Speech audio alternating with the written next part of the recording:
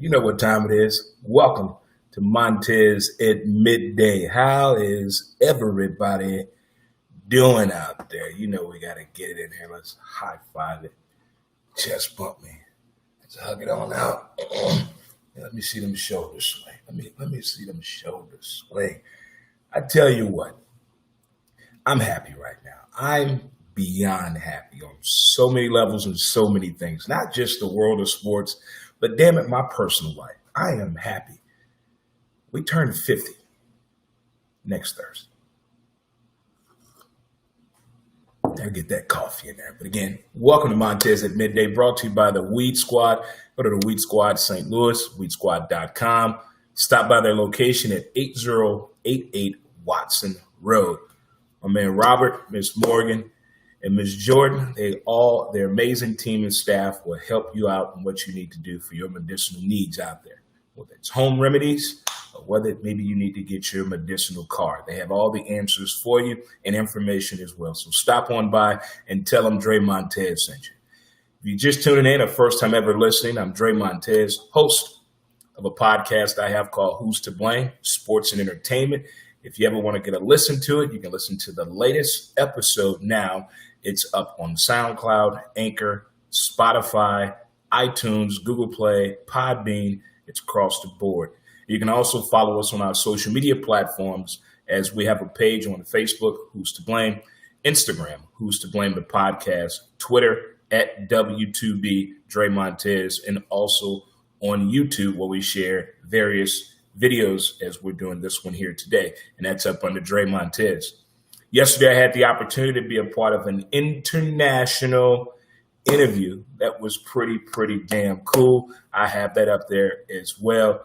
Shout out to my man, Saya Chuma. Shout out to him. Thank you so much. It was a blast. You can find a lot of, you never know who's listening to you, who's watching, and who thinks that you have something to add to their audience or want to bring you on to their show, their platform, to put you in a different, I guess, platform situation. So I do appreciate that. But back to why I'm excited. My oldest son gave me some great news that we have another grandchild on the way, and it's going to be a boy.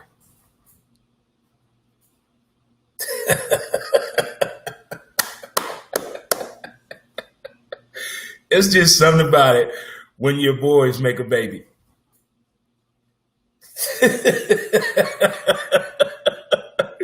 It's not the same when my daughter says, Dad, I'm pregnant.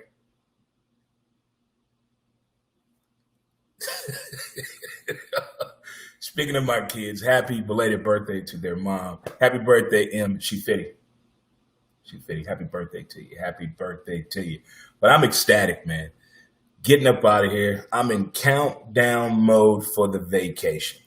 First time I'm going on vacation in 20 years. First time ever I'm going on vacation by myself. First time ever I get to go where I want to go. The joy. Which makes me want to take it back to Way Back Wednesday edition here on this Way Back Wednesday edition of Montez at Midday. I had posed a question yesterday on my social media page on, do you allow the cell phone at your dinner table? I want to thank everyone that responded with their comments, with just the thumbs up, thumbs down, why they do it, why they don't do it, what's been going on. A couple of people out there said, who still eats at a dinner table? I feel you. In 2020, even prior to this, it's been really creative on having that family meal. Like, actually, when is dinner time? When do you have dinner time? What is the appropriate time for dinner? Whether you have a little baby son of a bitches at home or if it's just you and a dragon breather at the house. One of those two questions need to be answered. But to put it out there, I was amazed and shocked by the responses that people had on having the cell phone at the table. You know, the television on the kitchen table, that's old school. You have the 13-inch up there and you got the newspaper and you read in the back of a cereal box. You got all that going on instead of the conversation piece that needs to be had at the dinner table. The dinner conversation is not the way it used to be. I don't think anything is going to be the way that any of us were raised. We're moving forward. We're trying to transition to something else, trying to introduce our kids and grandkids into a different phase of life and a way of life and how things, or you would like things to be around the house. But back to the question of, do you allow the cell phone at the table during dinner? And the reason I came up with it, throughout all the television I watch every day in different programs, series, movies, articles that I read, television, news shows that I read, correspondence, things that I pay attention to, that was just all over the place yesterday on what's going on at the dinner table. There are different ideas out there you can have. There's this device you can put your cell phone into, put the lid on it, and you can put a timer on there. And it goes off and you're able to unlock it. It doesn't break your phone. There's no water in there. It's a very safe thing to have. And another one is just turning your phone off. Now, I get the people out there that say, hey, I work for a living. I need my phone. Trust me, I get that. I get that when you need your phone for work. But when you work, do you give yourself a break? Smoke break, bathroom break. You got to have lunch. I know I understand that you want to attack the process, but you got to rest this at some point. You got to rest it at some point. There's nothing wrong with turning the cell phone off for like 15, 20 minutes. In the past 3 months, I've been practicing my cell phone etiquette. Maybe because I'm alone. There's nobody else in here. I've been practicing around myself, but I'm still in the tube. I'm always paying attention to what's on television and things like that. But to just totally shut it down, I only did that one time. It's because I was waiting on cable and my cell phone was being switched over from an Android to an iPhone. So I went 4.5 days with no television and no cell phone, no internet, no nothing. That was a trying time, but I got through it. I didn't even have any damn porn. I mean, who owns porn on DVD or VHS anymore? No one does. So I was literally just down to 4 movies, Sex and the City. What else I got over there? Hell, I'm going to say Sex and the City. That's all I watched was Sex and the City, the movie. From the commentating to the movie all the way through, the soundtrack, reading the credits. I did it all in 4.5 days. But the cell phone at the dinner table, that is a bigger debate than what I really actually thought it would be. I guess it depends on how old your kids are. It also depends on how you were raised, because a lot of parents are not home with their kids during dinner time. You're on the phone with them and you're telling them, now I put the food in air fryer and I put your name on the one that's yours and get a one to your brother, another one for your sister. Don't be having nobody in my damn house. Turn the phone around so I can make sure you're putting it the right way to heat it up. It's a lot of people are communicating with their kids around the dinner time situation. But the actual cell phone at the dinner table, I don't think it should be allowed. I want that conversation piece back at the dinner table. I mean, it's been a long time since I've been in a situation with some little baby son of a bitches around the table and having dinner. I mean, a long time. I don't think cell phones were out then. Were they? What cell phones are? Yeah, cell phones were out then. It's just been a long time. But when I go to people's houses for dinner, some are strict, some are not. Some people have a separate table for the kids in the kitchen. Some, everybody just scatter all over the damn place. I'm like, wow. I don't use the dinner table. But the cell phone at the dinner table, I think it kind of ended up like a 65-35%. That 65% of the people that responded to the question I put on social media yesterday basically said, we do not allow that. Not here. Don't have no time for that up in here. When we get done eating and you scrape your leftovers in the trash can and you wash your plate off and let me check your homework, then you can have your cell phone back. I don't think people still do that, but it's fun to imagine things like that. It really is fun to imagine things like that. Speaking of imagining things, again, thank you guys for responding to that questionnaire yesterday. It was pretty damn cool to have you guys respond to that. But another thing, in wake of the Lakers winning the championship, in wake of what has been happening in sports, I say the past 4 or 5 years, whether it's NFL, NBA, Major League Baseball, hockey, this term and this verbiage has been used a lot. GOAT, in dynasty. Here, sitting at 49 and a half years old, I think we're using the word GOAT too much. The acronym is greatest of all time. Now, that varies in everyone's household, every barbershop across the nation, every sports studio. Everyone has their own rendition of the term or phrase, GOAT, greatest of all time. What does that mean to you? Now we'll switch on over to dynasty. What does a dynasty mean to you? Is there losses in that dynasty? Is it the process of building that and then you're winning? But in the process of building that dynasty, there's going to be a lot of L's, a whole lot of L's. So I think we're kind of taking those phrases for granted. In light of the Lakers winning the championship and LeBron James being a key point of that team and what he did in Cleveland, what he did in Miami, as compared to Michael Jordan and other players that have won multiple championships, or whether it's a three-peat or not, what should you be celebrating? What is this? Give me my damn respect now. All that, does it culminate into GOAT? To you, to us, the sports people out there, how should it be handled when it comes upon that? All of that. It really should be one of those situations right there.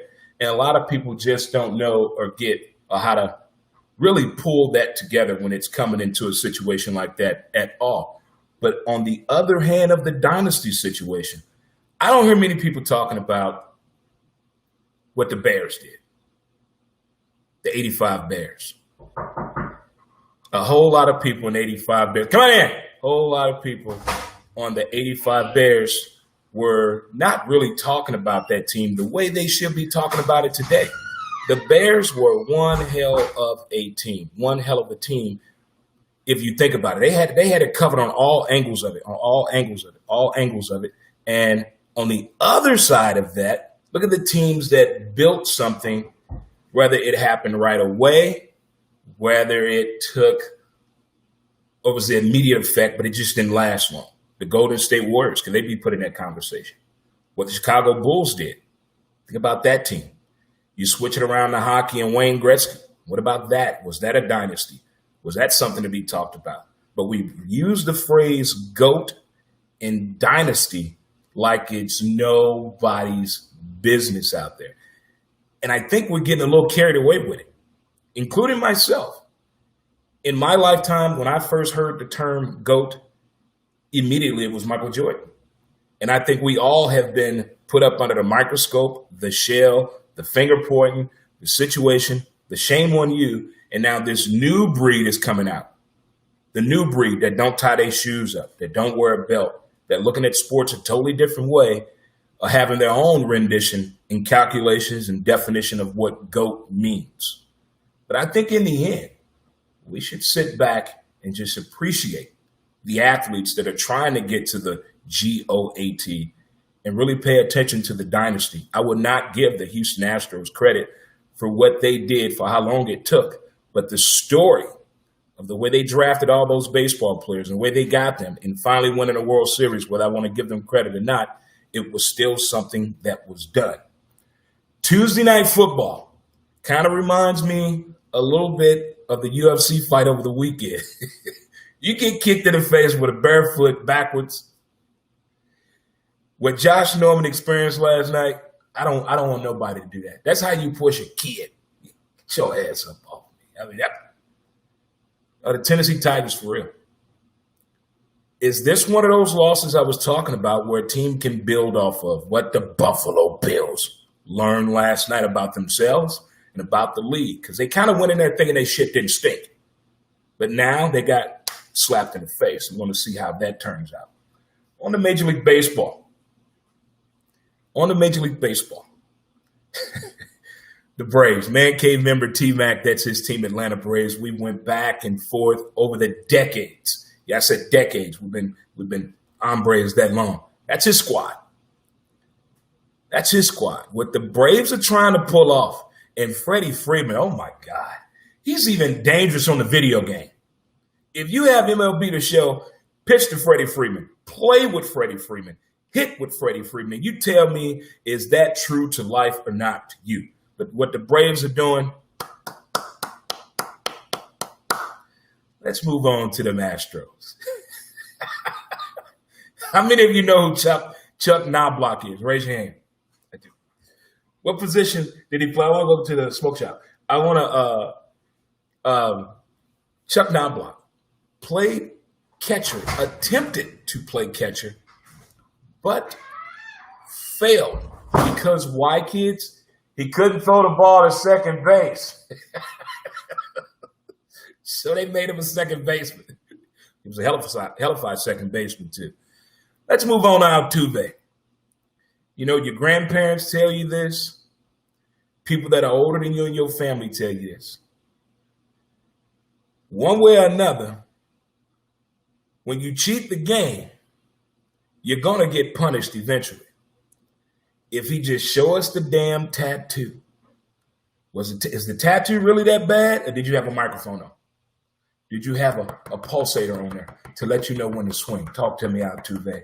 Talk to me. Now, all of Major League Baseball, there's some growing concern about Jose Altuve on the ability to throw the ball to second base. I could give a fuck. You cheated the game. You get what you deserve. Bring out the broom. Bring out the broom. Sweep their ass on up out of here. Get them. We don't need that type of trash in Major League Baseball. And the Houston Astros are that fucking team.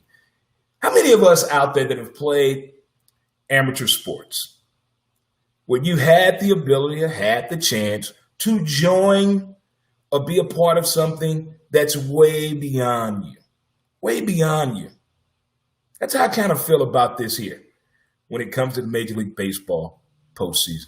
I'm a part of something that's way beyond me. I have no dog in the fight. The Cardinals are on vacation right now with the rest of the NBA players, except two of them filming a movie right now. But the Houston Astros and Altuve, and the way Major League Baseball is trying to reach out to America and hands across America about him not being able to throw the ball to second base. Boo fucking who.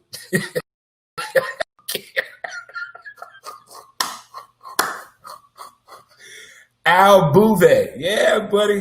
Call Chuck Knobloch and see how he got over it.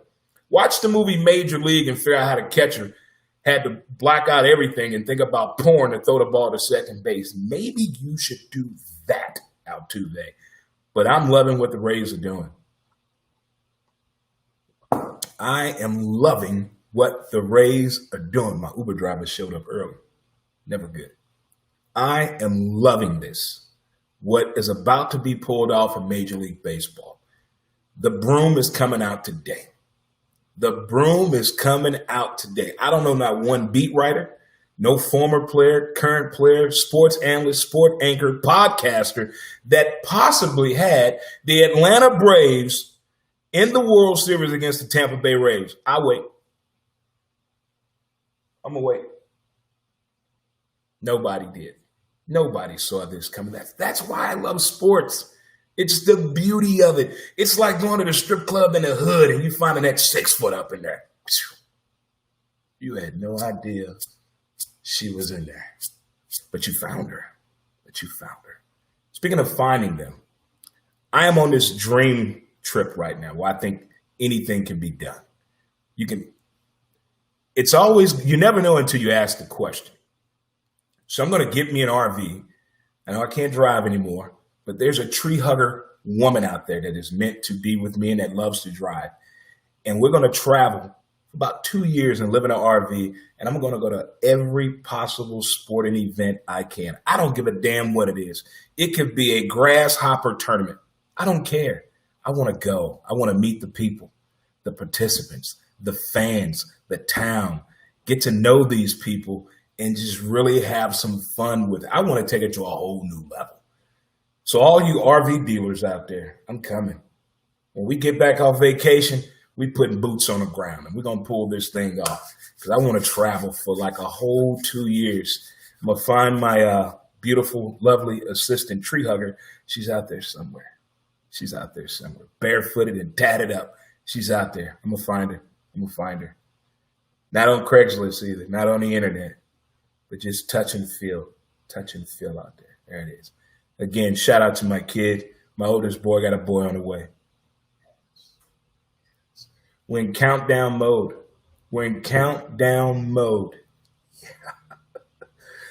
Libra Nation. Let's drink it up. Libra Nation, about to be 50 years old. I'm going to enjoy it, as you can tell by my post this morning. I was already up getting the music in, getting my mind right. You know, I haven't danced in a long time, but starting Sunday to next Thursday, I'm going to dance my ass off every single day. I'm going to get it in. Get some nightclub dancing in there, get some grooving in, dance like my father in one spot, and just clap my hands and point.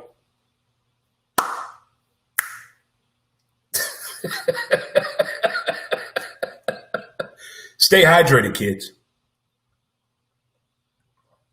But that's where I'm at on what I observed and want to talk about today here on Montez at the Midday, brought to you by the Weed Squad St. Louis. Go to theweedsquad.com for your medicinal information today. Stop by the store, say hello, check it out. You never know what you may find there. It can help you out. 8088 Watson Road. Check them out today.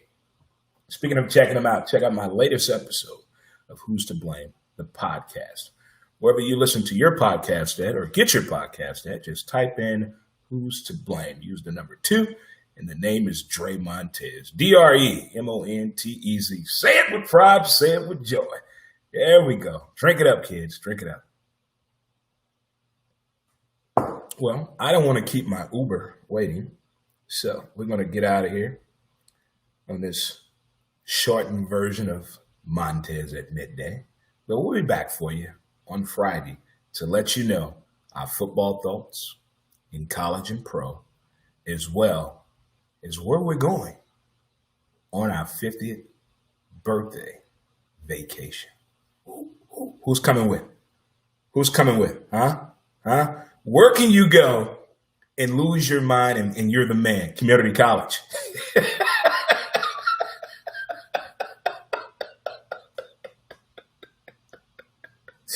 Here we go. Let's shake with me. Who's shaking with me?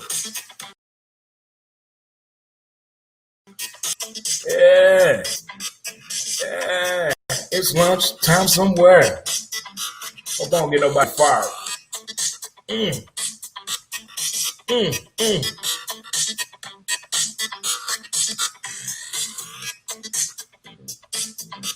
Everybody do the Altuve. The Altuve. The Altuve. The Altuve. Jose Altuve can't throw the ball. Good for him. All right, guys. Get back to your afternoon. Thanks for tuning in.